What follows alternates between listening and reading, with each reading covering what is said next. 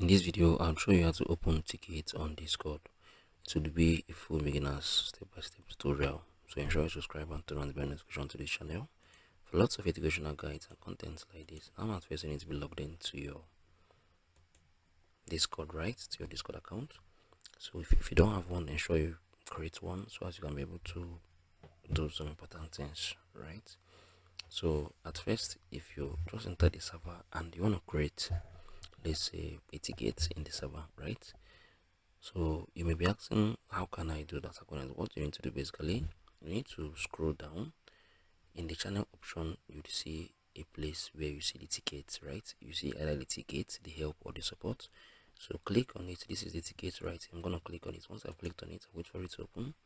You can see I can create a ticket right here. I'm gonna create this ticket, right? So you can say just created a ticket right here, and if I scroll down, this is my ticket, right? You can come on here and type in "hey friend," yeah. So but this is basically a tutorial video, so I'm not gonna send this message. I'm gonna do this, all right? So this is basically how you can create or how you can open tickets on Discord, right? So if you find this video helpful, or if you got any questions you want to ask me, ensure you do that below in the comment section. I'm gonna see you guys in the very next one.